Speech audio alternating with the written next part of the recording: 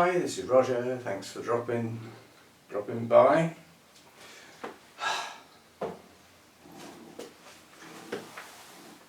You've had all morning to come out and you wait until I start filming so that I've got to stop and open the door.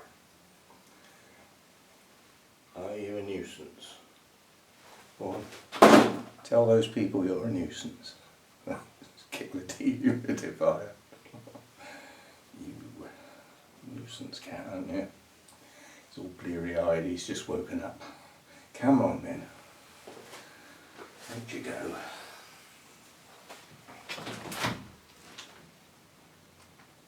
2 minutes later it'll be back in. Right. Get that out of the way so I don't kick it again. And where were we? Hi. Slight interruption there. Right.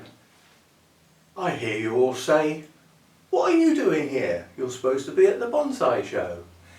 And yes and no. Yes, I was going to go to the bonsai show, and no, I changed my mind. Yes, I changed my mind, one of those two. Basically, all the fun and games has been on the gardening side of the world recently. I've apologised for that, but that had to be. New plants arrived from Carol. Thanks again. And so we had an unboxing, and then we had a planning sort of video with some hacking to get some space. We've had a planting video. There's another planting video to go that I haven't posted yet. So all the videos have been over there at the moment, making effectively a new playlist for end of September, October. Just a little set of what will probably be the last new plants for this year and planting. So that's that done. And yes, and then yesterday was Bournemouth Orchid Society show, which I went to. We have a saga. There's something about it when I set off in the car purposefully for something, an event, something goes wrong. So we set off yesterday morning in good time, popped round the little post office to get some cash in case I needed any. You know, most stuff's card nowadays, but anyway, I set off up past the airport the way I normally go, and I saw a sign that said road ahead closed. What that normally means is one of the roads off is closed. But no, the main road was closed to Wimborne. And I didn't find out that the truth of the road ahead closed until I actually got there and met all the barriers and a sequence of cars all turning round and coming back. And I timed my journey, which is, it's only 8 miles up the road, you don't need to allow loads of time. Anyway, I turned round and had to take a massive detour. And I ended up getting there 10 minutes later than I'd planned. It was no big deal, no big deal. They'd had a bit of a saga with the judging, so Lynn was still actually faffing around, doing some awards and stuff, even though it had opened to the public by then. Anyway, I had a breakfast, brunch, whatever you want to call it, some food, which the Bournemouth Orchid Society show venue, that was the last time at that venue. From now on, they're moving to another venue, so come their spring show it'll be in the new place. Anyway, I had a brunch breakfast, which was fine if you like breaking your teeth on bacon and sausages. Overcooked would be an understatement. It wasn't quality food by any means, but then it didn't cost much. We weighed one up against the other. Anyway, and then I took my coffee outside and sat with Lynn and Alan and somebody who I didn't catch the name of, who I don't know, but they did, so I'll find out who that was one day. The person obviously knew. Oh, and Brian Gould sat with us. You've heard me mention my friend Brian before. Grows brilliant cymbidiums, cattleyas, oncidium types, especially the odonts, and I've had some plants from him. You remember Odont Anna Claire? That came from Brian. yes, so we chatted. Don't forget, I've got there, the show's now open. I've got there, I've ordered food, I've waited for it, I've eaten it, put my teeth back together, gone outside and sat and had a natter with my coffee in the very pleasant weather, quite mild for the time of year. And then went back in and chatted to this person. I looked at the clock and I thought, my parking ticket on the car is going to run out soon. I hadn't even looked at any plants. I've been so busy catching up with old friends and stuff from the society and others, you know, so several people came up and said hello through the channel, you know, sort of people who watch the channel. That's always good, I always enjoy that. And yeah, so I didn't get to look at many of the plants. I did have a couple of discussions with Lynn about some of the decisions that were made, that she asked me what I would have done given those choices, to see what I'd say, even though I'm not a qualified judge or anywhere near it. But I can look at an orchid and say whether I think it's a good plant or not, or whether it looks like it's a good blooming for that type of plant, you know, so I can sort of make it a sense. Anyway, so that took up a bit more time as well. And I looked round and I thought, I need to be going soon. So I didn't get to look at the plants that much. And as a consequence, I'll apologise, I didn't take the stills that I planned to do. I was going to take some actual photos on my phone and put them together as a slideshow. Well, I didn't get that done. Yeah, so Friday was a planting day. I spent most of the day putting plants in the ground, you know, which is, you know, using my nice new kneeler that Gail got for me. It works a treat, because I got up Saturday morning thinking, I'm okay, my back's okay, my knees are okay, everything's okay, oh wonderful. And then you add on to that a lot of standing around at the show and stuff like that, and when I actually got back yesterday evening I just suddenly felt quite tired. Had some tea and sat down, watched a bit of telly and had a relatively early night, I suppose. I was watching the snooker, and I got up this morning and I just felt really tired, and some of the aches started, and I thought, yeah, now you're going to spend 4 hours sat in a car, 2 hours each way, for an event that you'll probably only stay a couple of hours for, and some of that will probably be having something to eat and a coffee and that, and you won't hardly know anybody there. And I talked myself out of it quite quickly, quite easily, and decided, no, I'm not going to go.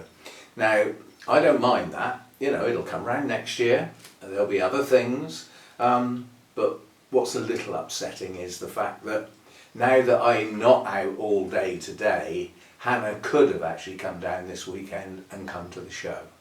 She only didn't do that because I was going to be out all day Sunday and she didn't want to come to the bonsai show. So she could have come down this weekend. But it was a last minute decision, and these things happen. You know, I just didn't feel like doing that sort of day. 4 hours sat in the car. All of the rest of the time sort of stood around and walking around and not really knowing anyone in what is quite a crowded event. It was a big event. I just didn't fancy it in the end, so I didn't go. I'm here instead, so you got me. What do you mean, oh no? Anyway, as far as the Orchid channel is concerned, we are back to some sort of normality now. So we've got our Sunday chat on Sunday, which is good stuff, which involves an unwrapping for those who are thinking of bailing out. If you want to see what I brought home from the show, you'll have to wait. No, you won't. The clever dicks will be skipping forward now, trying to find where I move the camera. I know you too well. But yes, we're back to some sort of normality. Now, although it's a little bit late, the first video I'll be doing next week will be one of those progress update videos that we started a while back, where I go back 3 months and do an update on all of the orchids that I worked on during that month, 3 months ago. So that will be the first one. That'll because that's a bit fiddly, it'll take a while. That will probably get posted for Tuesday's video. So we'll have our first orchid video after this one will be on Tuesday, I suspect. And then we've got our Project Orchid video on Friday, which is the start of set 5, which is the last one for each of the 8 orchids. It'll be the last video in the set, because we started back in February, whatever it was. So it's a set of 5 videos for each of the 8 plants in separate playlists. And we'll be finishing those off as we go through this month and next month. And then we'll have to think of something else to do for next year. I do have some ideas. I was going to drop it completely because it's not my most popular set of videos. But maybe we can make it more popular by making it more tailored to what I believe my viewers actually want rather than what I want. There is a difference. Sometimes they're exactly the same. Okay. So that's coming up.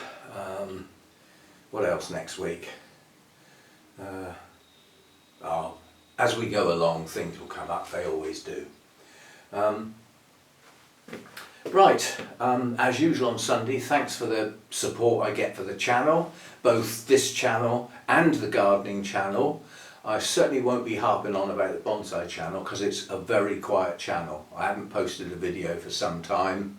I will probably do a bonsai video this week because I've got a bit of work to do on a couple of trees. That'll at least get something posted on the channel. It's a very quiet channel. I don't expect much from it.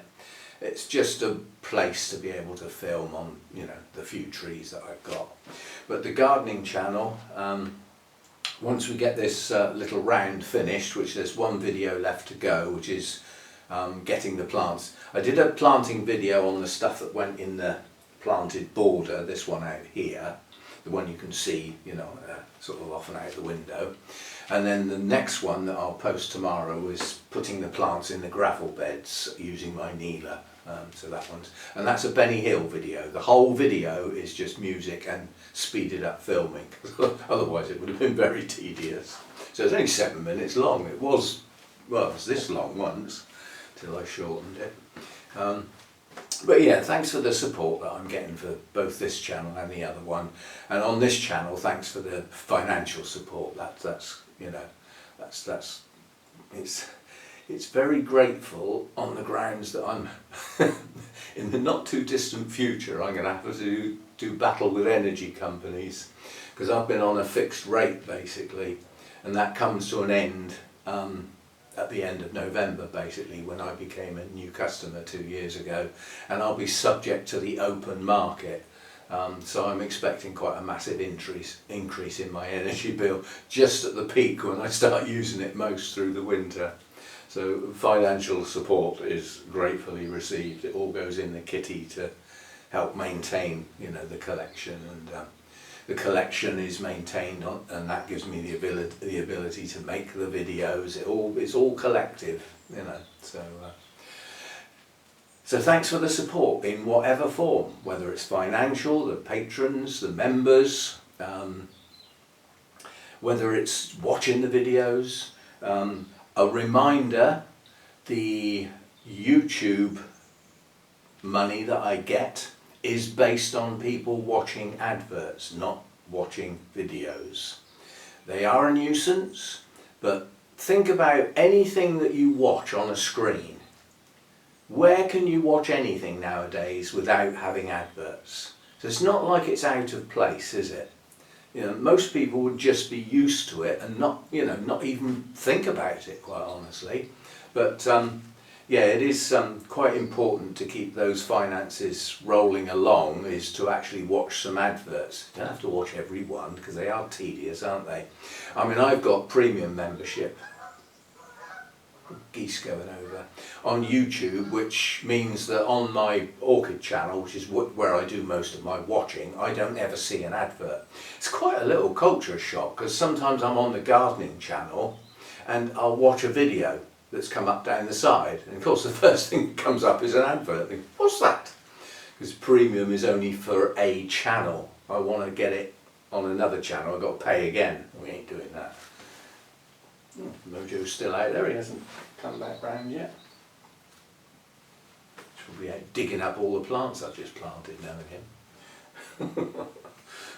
Yeah, anyway, whatever form of support you give is gratefully received. And certainly on the gardening channel, which there's no money or any support, financial support on that channel yet, we're still heading towards that. Watching the videos is the important thing, because that clocks up the watch hours, which is the thing that I'm pushing for. I need 3,000 and currently I've got around 1,400, so we're nearly halfway there now. So every amount of time that's put in on that channel now watching the videos is pushing that number up. The subscriber number's about 425, that needs to get to 500. That I think will just plod away naturally while those watch hours are taking place. I'm hoping the channel will gain support from outside, not in my universe. In other words, people that have come in that have never heard of Roger. They don't know anything about the orchids or the bonsai or anything in the past. They just happen to have found the gardening channel via a search of some sort. So, and those will be brand new people for the gardening channel. So that'll be good.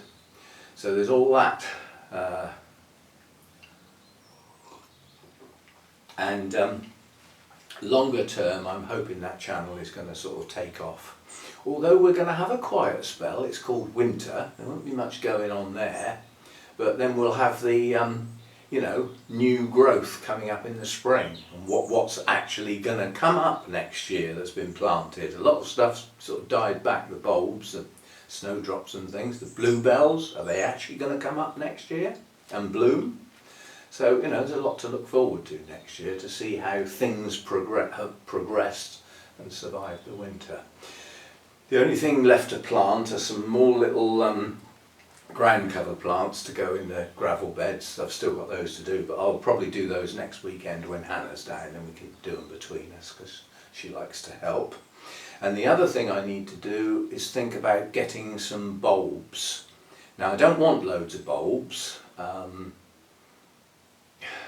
They provide a splash of colour at a certain time of year, and then there's nothing really to see from that point on. But I've only got one clump of daffodils in this garden, which is there in the middle of that ivy bed. I obviously inherited them. I'd like some dwarf daffodils dotted around in my, in my planted border back there. Something like Tate-a-Tate or something like that, dwarf, a nice bright yellow. So I shall be paying a visit to the garden centre probably this week to get some bulbs to plant, and then that will be it. There won't be any more planting apart from that. And the problem I've got with planting bulbs this time of year is all the bulbs that were planted at the beginning of this year have died back to nothing. I don't know where I put them. I don't know where they are. So I'll be starting to dig a hole to put my new bulbs in. I'll be digging up the old ones. So, have to go careful. If you disturb some bulbs, providing you don't sort of, really disturb and dig them up and disturb all the roots and everything, provided you just put the soil back, they're normally okay. They'll come on again. So yeah, still a little bit more planting to do, but not a lot. Work, as far as the orchids are concerned, is down to next to nothing. I'm already reducing watering frequencies, day length's getting shorter. Oh, that'll be another thing this week, we're going to get the light going. I say light because I'm still thinking of just one to start with. I may add a second one in, because the hardest bit's going to be getting the wiring sorted out. And once I've got the wiring sorted out, I can plug extra things in. I mean, I've got some little spotlights, suitable for just 2 or 3 small plants. I could get some of them going. They can all be on the same switch, so they all come on together.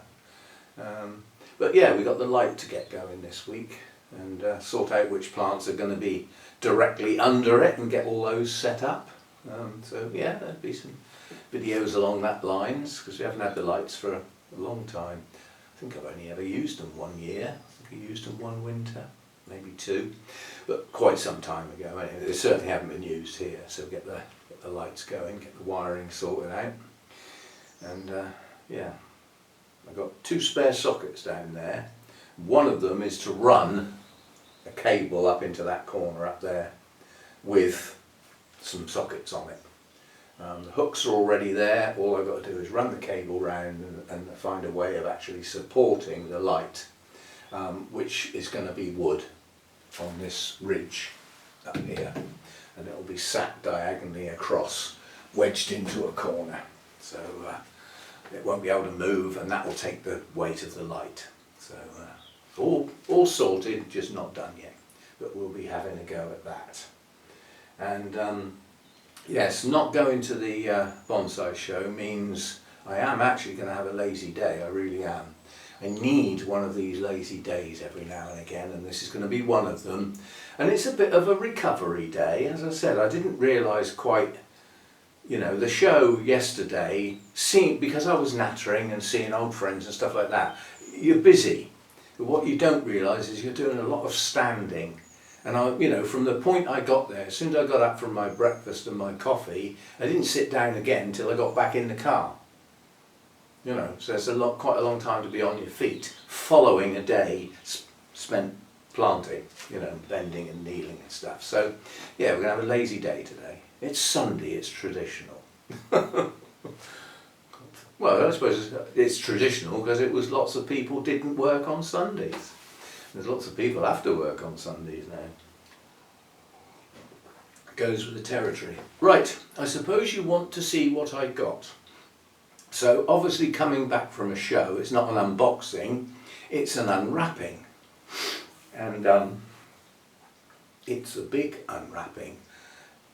Given its size, you will know what it is straight away, because it can't really be anything else, can it? But nonetheless, you don't know the detail, do you? So all I'm going to do is pick the camera up on the tripod and swing it round, because the plant's sat up there ready to unwrap. Arthur was getting in a right mess wrapping it up as well, because he was chatting, and he obviously doesn't wrap and chat very well at the same time. There was bits of sellotape and paper going all over the place. So it might take a while to get the paper off. But we will give it a go. So let's swing it round and see what we got.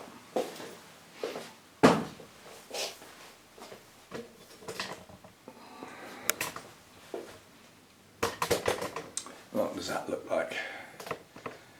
Yeah. Needs to go up a bit, doesn't it?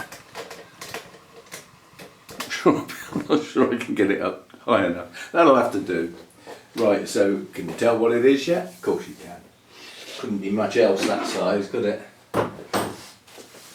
It's funny actually, I looked at this and I thought, I quite fancy that. And in my mind, if I get that, I don't have to go looking round all the other stuff, trying to find something to come back with, just make the decision, I'm having that one. And there were 3 on Arthur's display, and I thought they were all the same, but they weren't. Because talking to an old friend out in reception, and his mate, he was saying, I fancy that on Arthur's display. And I said, yeah, I was looking at that one as well. And when I got in there to make my selection, one of the 3 was gone. And it was the worst one.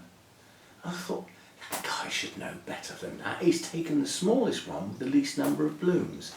Then I found out from Arthur that the 3 looked identical, but they weren't. The one that somebody bought was actually a named one, whereas the one I've got is an unnamed hybrid. So that was the difference. So he took the one with the name on it, irrespective of the fact that it didn't look such a good plant, but they weren't the same after all. I thought they were. They were incredibly similar. Right, so this weighs a ton. Hopefully that means it's well watered. Picked it up to bring it in when I got back. It fell straight out of the bag. That was a good start, wasn't it? Right. Now let's start somewhere up here. What have you done to me, Arthur? Must have used half a roll of sellotape here. But it's tissue paper, so in theory it's just going to rip off. Once I've taken the bands of sellotape off, it should just pull apart. How are we doing there?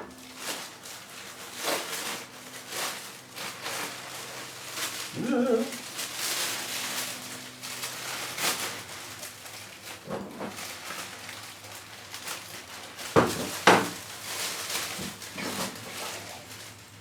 I've never seen Arthur use this much flipping wrapping. I was chatting to Arthur quite a bit actually. We were, between us and somebody else who joined the conversation, a trifle worried about the Rivlington school orchids, you know,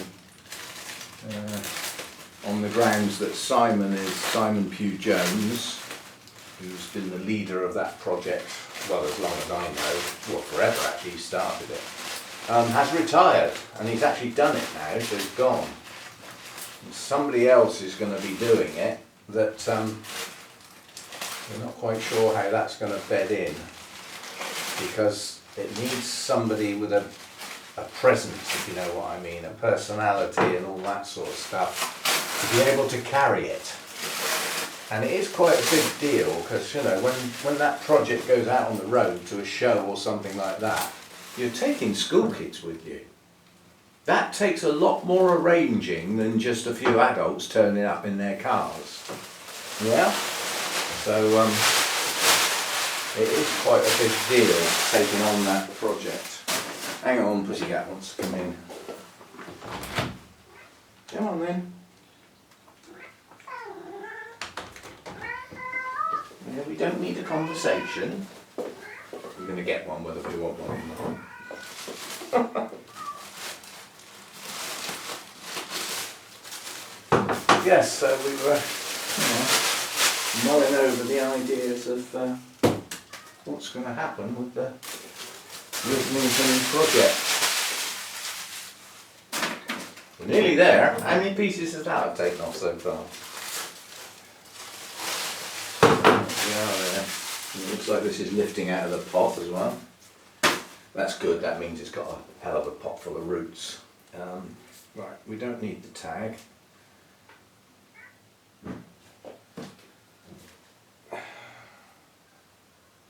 Don't need that. Right, so what we've got is obviously a Cymbidium, multi-spikes, a healthy plant, lots of good greenery on it. Residual spray of some kind, and it's a multi-bulbed plant. You're looking at 1, 2, 3, 4, 5, 6, 7, 8 or 9 equally sized bulbs. Yeah? Now, many of those, not all of them, but I would imagine a good few of those bulbs, once the flowering's over and it comes back into growth, it's going to push up quite a few growths. So there won't be room for it to stay in that pot, that's for sure. Right, I suppose you want to see what the blooms are like.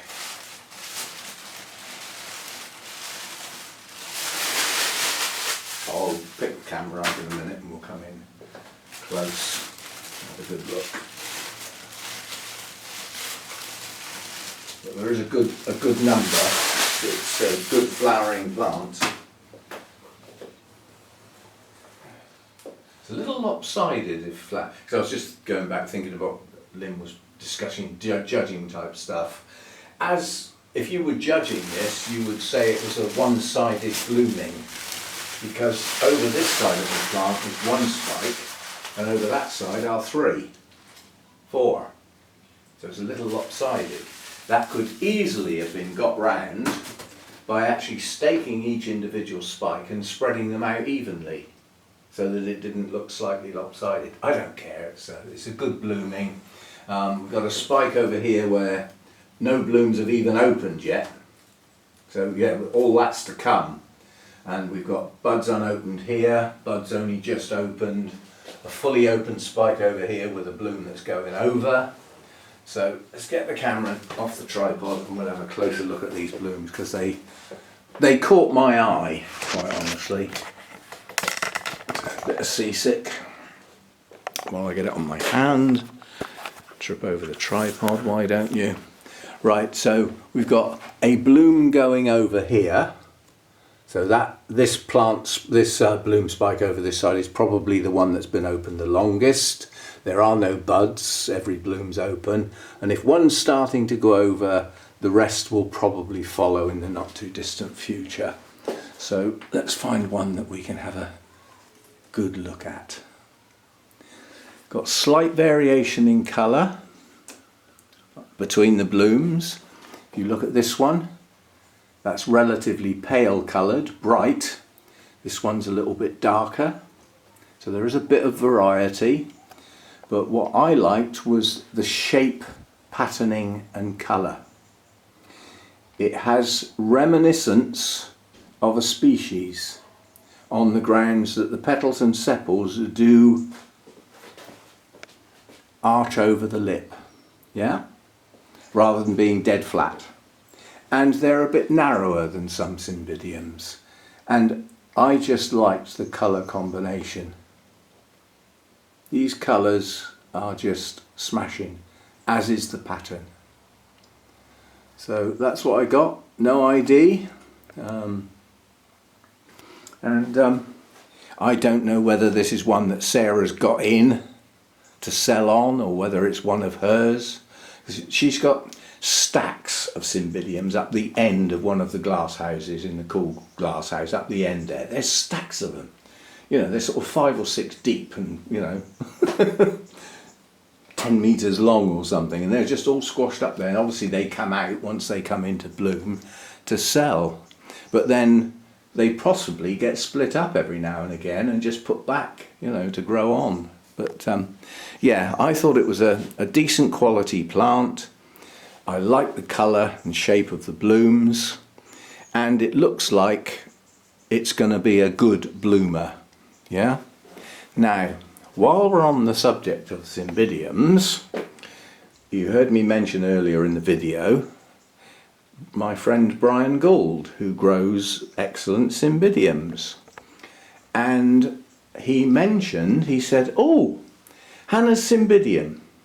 So we obviously, you know, when we looked at the cymbidiums and we repotted them all, I was adamant that the cymbidium that's Hannah's, basically, that's the one I've had the longest and was the only one for a long time, had a virus. It had all the hallmarks of the mosaic virus. And I separated out and said it'll just have to stay separate and see how it is. So he said, oh yeah, Hannah's cymbidium, that's not a virus. I said, well, it flipping looks like it. And he said, well, no, you showed it quite close up. I've had, you know, as good a look as I'm going to get. And I would say that your root disturbance from the repot and the change of environment going from inside to outside, plus moving house, has stressed that plant so much it's got some cellular damage. And on top of that root loss from the repot, it's been overwatered. It's got far too wet. And he said the combination of the two has produced some cell damage in the leaves. And he said, that's all I think it is.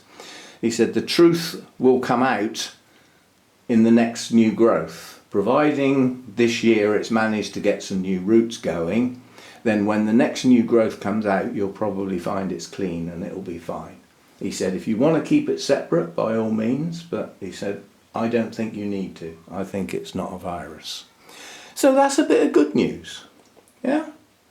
And part of sorting the garden out was moving the staging that was there. That's gone over with the rest of the stuff now. And getting the bird feeder back where I can see them from my workstation. And we get to see the birds flitting around in the background often while I'm filming in here. So yeah, they've been set up. Where it was before, firstly I couldn't see it, and secondly it was quite out in the open, and I could see the birds, you know, they were coming out of the hedge and the bushes, flying towards it and turning around and going back, and never actually got there. And I think the reason was they probably felt too exposed. So it's now in a corner, you know, with the hedge and the bushes all around it. You can see some of the pruning I did behind there. That was a hack, but it needed it. Yes, so one new Cymbidium. Obviously this won't go outside, this will stay in now. And when it's finished blooming, it'll just be in with the others. And as I said, I think it's very attractive. It's not a colour I've got. See, with my Cymbidiums, I'm not interested in the names. I'm interested in the range of colours and shapes. That fills a gap, because that's a colour and a shape I haven't got, that I now have. It's quite close to the Cymbidium copper that I've already got, but not, you know, and I just like it. I like it a lot. Anyway, thanks for dropping by. See you next time.